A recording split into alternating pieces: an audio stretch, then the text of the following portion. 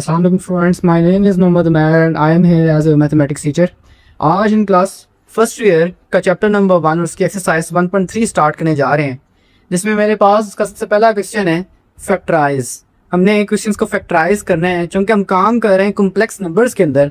सो इसका मतलब है कि मेरे पास जो फैक्टर्स बनेंगे वो भी कॉम्प्लेक्स फॉर्म में ही बनेंगे, यानी आयोटा की फॉर्म में बन रहे होंगे। सो मैंने अगर मेरे पास रियल नंबर्स में आयोटा मौजूद नहीं है तो मैंने यहाँ पे आयोटा को लेके आना है, मैंने इनको फैक्टराइज करना है। तो फैक्टराइज करने के लिए मैं इनमें आयोटा की टर्म्स को इंट्रोड्यूस करवाने की कोशिश करूंगा।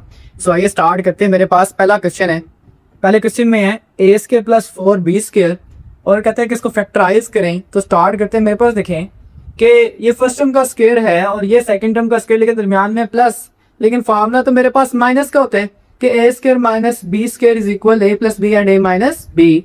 सो इसका मतलब है कि यहाँ पे मुझे माइनस चाहिए।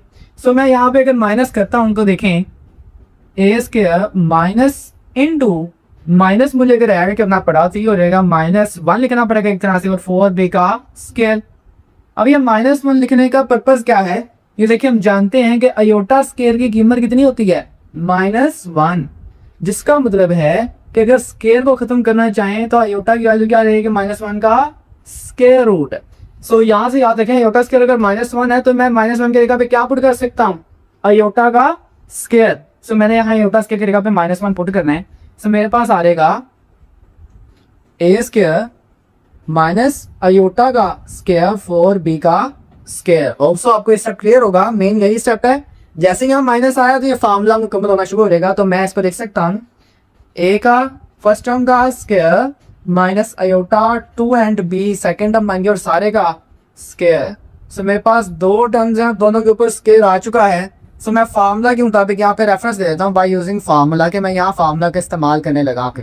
सो फार्मूला के मुताबिक मेरे पास ये टर्म हो जाएगी एक दफा plus A plus iota 2 and B, एक दफा प्लस और एक दफा माइनस, यानी A minus iota 2 and B. So ये मेरे पास आ चुका है इसका आंसर।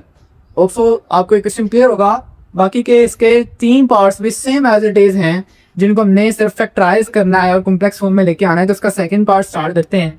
सो मेरे पास सेम एज इट इज, देखें सबसे पहले कुछ कॉमन आ रहा है, कॉमन नहीं आ रहा तो फैक्टराइजेशन में सेकंड टर्म डिग्री 2 तो स्टार्ट करते हैं।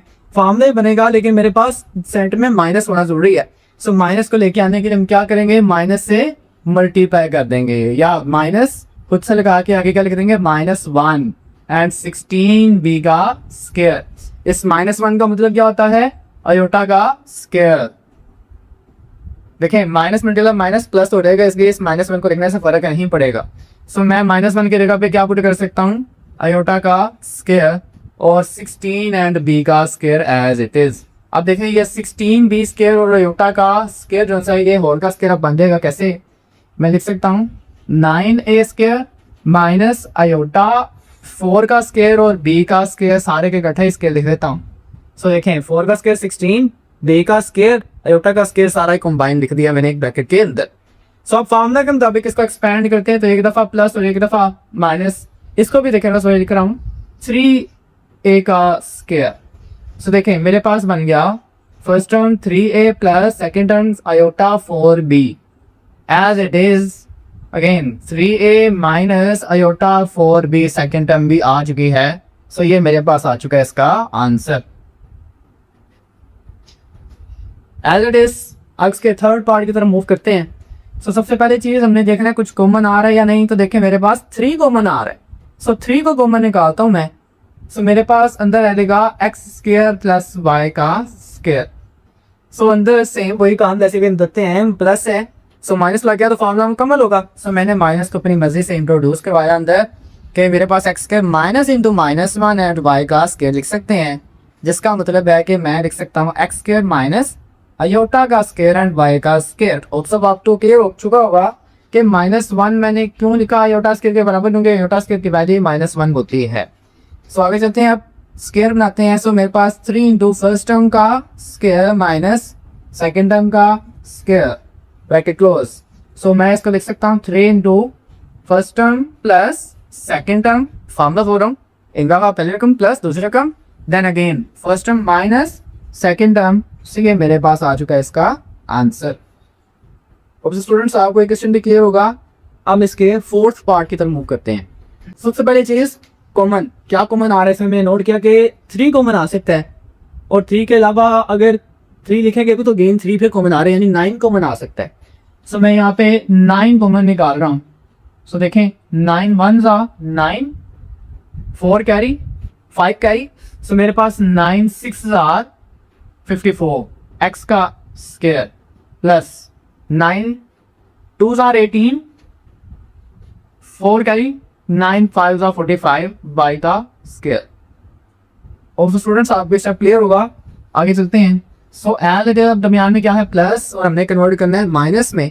सो किसे मल्टीप्लाई कराते थे, मल्टीप्लाई नहीं सॉरी, किसे क्या साइन लगाएंगे, माइनस का, और हम यहाँ लिख देंगे -1 एंड 25 बाई का स्क्वायर। सो मेरे पास 16 x square is equal 4x का square minus this is iota square 5 and y दोनों का स्क्वायर है, तो मैं इकट्ठा लिख रहा हूँ 4 का स्क्वायर। होप सो ये स्टेप आपको क्लियर होगा। मैंने डायरेक्ट -1 की वैल्यू पुट किया है और -1 की वैल्यू आयोटा स्क्वायर के बराबर होती है। सो आयोटा का स्क्वायर 5 का स्क्वायर y का स्क्वायर था, तो मैंने कंबाइन सबका स्क्वायर लिख दिया है।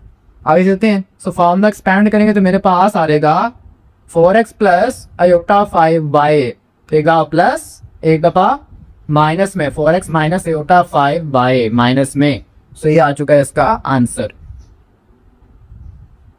अब तो स्टूडेंट्स आपको ये 4 सवाल क्लियर हो गए होंगे। अब इसके पार्ट नंबर 5 की तरफ मूव करते हैं। ओके स्टूडेंट्स, तो मेरे पास क्वेश्चन नंबर 1 का पार्ट नंबर 5 है। इसमें कहता है z² -2 आयोटा z -1, और इसको फैक्टराइज करना। तो देखा सबसे पहले कॉमन था, इसमें कॉमन कुछ नहीं आ रहा। सेकंड फार्मूला था जिसमें a² - b² फार्मूला बना रहे थे, लेकिन इसमें फार्मूला नहीं बन रहा। सो हम जानते हैं कंप्लीटिंग स्केयर ऑफ फार्मूले से हम इसका स्केयर मुकम्मल करते हैं ताकि इनके फैक्टर्स बन सकें। तो स्टार्ट करते हैं। मेरे पास देखें मैं लिख सकता हूँ फर्स्ट टर्म z है, सो फर्स्ट टर्म का square as it is -2। First term आपने क्या बनाई है z as it is. Second term क्या पड़ा हुआ है आयोटा, तो आयोटा एज इट इज। अब ये आयोटा कैसे आया आप देखें, आप यहाँ पे -1 को लिख सकते हैं प्लस इंटू -1, और हम जानते हैं कि ये -1 का मतलब क्या होता है कि आयोटा स्केयर की वैल्यू कितनी है -1। सो इसके मुताबिक देखें मैं इसको लिख सकता हूँ, ये देखें फर्स्ट टर्म का स्केयर पूरा हो रहा है 2 फार्मूले वाला। फर्स्ट टर्म क्या बनी z, सेकंड टर्म जो भी थी यहाँ पे आयोटा स्केयर की वैल्यू आ चुकी है, तो -1 तो आयोटा का स्केयर, तो सेकंड टर्म आयोटा, तो यहाँ पे ऑलरेडी आयोटा ही मौजूद है। तो देखिए ये फार्मूला मुकम्मल हो चुका है, a² -2ab + b का square. So by using formula मैं इसको क्लोज करता हूँ, तो मेरे पास आ रहेगा z - आयोटा 4 का स्केयर। सो ये आपको क्लियर होगा, स्केयर मुकम्मल हो गया। सो मैं फैक्टर 2 दफा लिख सकता हूँ, z - iota and z - iota. So ये मेरे पास आ चुका है इसका आंसर। इंतहाई आसान क्वेश्चन। अभी इसके नेक्स्ट पार्ट की तरफ मूव करते हैं। Same as it is z² + 6z + 13, और उसमें क्या इसको फैक्टराइज करें, और हमारे पास में से कॉमन कुछ नहीं आ रहा, डिग्री 2 है। सो इसका मतलब है मैं इसके ऊपर कंप्लीटिंग स्केयर लगा सकता हूँ। सो कंप्लीटिंग स्केयर लगाते हैं। सो z² + 6z, मैं सिर्फ इतने के ऊपर लगाऊंगा, आपने इतने के ऊपर गौर करना है। मैं इसके ऊपर ब्रैकेट का निशान लगा देता हूँ, सिर्फ कितने के ऊपर मैं कंप्लीटिंग स्केयर लगाने लगा हूँ। स्टार्ट करते हैं। सो फर्स्ट टर्म का स्केयर प्लस, अब 6z नहीं देखना, 2 फार्मूले वाला। फर्स्ट टर्म क्या नहीं आपने z, सेकंड टर्म का आपको नहीं पता, और सेकंड का ही आपको चाहिए होता है स्केयर। ऐसे ही फार्मूला मुकम्मल होगा। सब देखें ऊपर क्या पड़ा होता है 6z, आप रफ में लिखें 6z, और इसको 2z पे डिवाइड करवा दें, तो z से z क्या 2 3 6, तो जो रिमेनिंग बचा वो आपने यहाँ आके लिख देना है। या फिर अगर आपको ये मुश्किल लग रहा है, सो यहाँ पे लिखें z का कोफिशिएंट क्या है 6, इसको आधा कर दें, हाफ कर दें, तो 3 बचेगा, तो 3 यहाँ पे लिख दें एज इट इज। अब सेकंड पार्ट अगर 3 बनाया तो यहाँ पे 3 का स्केयर लिखना पड़ेगा। अब देखिए ये तो 3 का स्केयर है, ये मैंने अपनी मर्जी से ऐड करवाया, यहाँ पे ब्रैकेट के अंदर तो मौजूद ही नहीं था। तो इसका मतलब इसको खत्म करने के लिए माइनस भी करना पड़ेगा, तो मुझे बाहर लिखना पड़ा -3 का स्केयर। और फिर ये सब क्लियर हो गया होगा। और लास्ट में देखें +13 भी पड़ा, तो +13 लास्ट पे वैसे का वैसे ही। आगे चलते हैं। ठीक है, फार्मूला बन चुका मुकम्मल, तो फार्मूला को क्लोज करें, तो z + 3 4 का आ जाएगा स्केयर -3 का स्केयर 9 + 13, सो -9 + 13 हो जाएगा 4। सो अब यहाँ पे देखें यहाँ पे मेरे पास ये एक फार्मूला, अगेन वही काम जो पीछे में किया है कि प्लस नहीं है, सॉरी माइनस नहीं है, तो माइनस बनाने के लिए माइनस के साइन को इंट्रोड्यूस कराते थे। सो z+3 का स्क्वायर माइनस इंटू -1 एंड 4, और ज़्यादा माइनस माइनस प्लस हो सकता है। वेर आयोटा स्क्वायर की वैल्यू अगर -1 है तो मैं यहाँ -1 की जगह क्या लिख सकता हूँ, आयोटा का स्क्वायर। सो मेरे पास आ जाएगा z+3 whole square minus iota का स्क्वायर, और ये 2 का स्क्वायर भी हो सकता है। सो मेरे पास फार्मूला बन गया, ये सारी टर्म बन गई है इस तरह। ये सारी टर्म क्या बन चुकी है, ये सारी a बन चुकी है पहली टर्म, और ये देखें आयोटा एंड 2, ये सारी टर्म क्या बन चुकी है, ये सारी बन चुकी है दूसरी टर्म यानी b बन चुकी है। सो फार्मूले के मुताबिक इसको एक्सपेंड करते हैं तो एक दफा प्लस और एक दफा माइनस, तो ये पहली टर्म प्लस दूसरी टर्म यानी 2 आयोटा में लिख सकता हूं एज इट इज। पहली टर्म z+3 माइनस दूसरी टर्म 2 आयोटा। सो ये मेरे पास आ चुका है आंसर। और तो स्टूडेंट्स आपको ये वाला क्वेश्चन भी समझ आ गया होगा। अब इसके 7th पार्ट की तरफ मूव करते हैं। 7th पार्ट भी एज इट इज ही है, जिसमें मेरे पास देखिए कॉमन कुछ नहीं आ रहा, डिग्री 2 है। सो इसका मतलब है कि मैं इसको फैक्टराइजेशन मेथड में कंप्लीटिंग स्केयर से कर सकता हूँ। सो कंप्लीटिंग स्केयर स्टार्ट करते हैं। वही काम हमने सबसे पहले 2 टर्म जिसमें z और z स्केयर हो उसको बाउंड करना है कि मैं इसके ऊपर काम करूंगा। Last constant as it is लिखा रहने देंगे। तो स्टार्ट करते हैं, फार्मूला बनाते हैं bye completing square. First term का स्केयर प्लस 2 फार्मूला वाला, फर्स्ट टर्म आपने क्या बनाया है z, सेकंड टर्म आपको नहीं पता और मैंने भी बताया कि आप z के साथ कोफिशिएंट को हाफ कर दें, 2 पे डिवाइड कर दें, यानी वो क्या आएगा 2 ही आएगा। 4 डिवाइड बाय 2 हो जाएगा, तो देखें 2 2 की 4, z पूरा हो गया। अब आपने ये सेकंड टर्म बनाई है, सो सेकंड टर्म का स्केयर रिक्वायर है, तो मैंने सेकंड टर्म का स्केयर खुद से लिख दिया। अब जो चीज आपने खुद से ऐड करवाई है उसको माइनस भी करना पड़ेगा, तो मैंने लास्ट पे क्या लिखना है -2 का स्केयर भी लिखना है, और ये +5 लास्ट पे एज इट इज। आगे चलते हैं। सो मेरे पास आ जाएगा फार्मूला क्लोज, या तो z+2 सारे का स्केयर -2 का स्केयर 4 और लास्ट पे +5 भी है। सो मेरे पास आ गया z+2 सारे का स्केयर -4 + 5 इज +1। सो हम इस स्टेप तक पहुंच चुके हैं। इसका मतलब है प्लस को क्या बनाना है माइनस, ताकि फार्मूला बनाया जा सके। सो इसको माइनस बनाते हैं। सो इसको माइनस बनाने के लिए क्या करेंगे, माइनस से साइन चेंज कर देंगे। सो माइनस इंटू -1 कर देंगे।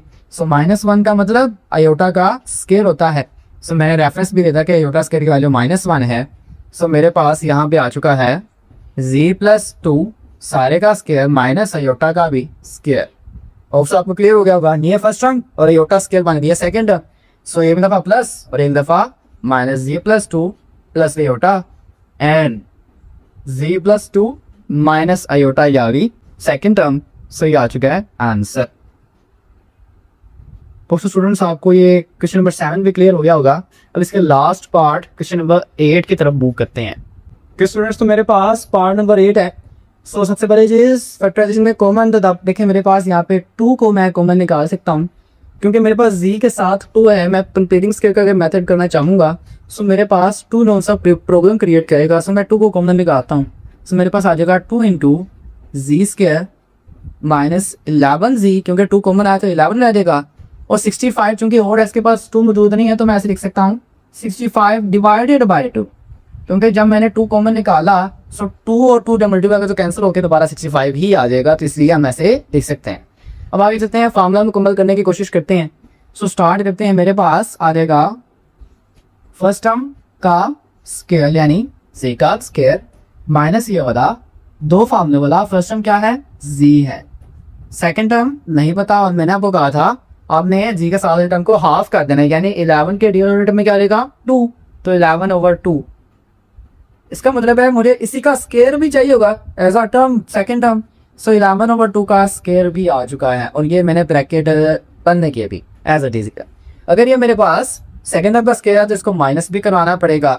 सो -11/2 का स्केयर भी किया, जो टर्म ऐड कराई जाए इसको माइनस भी कराना पड़ता है, और लास्ट क्या है 65/2 एज इट इज। अब मैं इस ब्रैकेट को भी नहीं भूल सका क्योंकि बाय 2 कॉमन था। अब आगे चलते हैं। अब ये मेरे पास इतनी चीज आप देख पा रहे हैं, ये देखें इतनी चीज कि मेरे पास क्या बन चुकी है, फार्मूला बन चुकी है। सो मैं इसको क्लोज करता हूँ। मेरे पास आ जाएगा first term minus second term है 11/2 सारे का स्केयर आगे चलते हैं। माइनस 11 का स्क्वायर 121 ओवर 2 का स्क्वायर 4 प्लस 65/2। ऑप्शन यहाँ तक आपको क्लियर होगा। अब ये माइनस की टर्म और ये प्लस की टर्म है तो ये माइनस ही हो गया आपस में। इसका एलसीएम लेंगे तो मेरे पास आ जाएगा,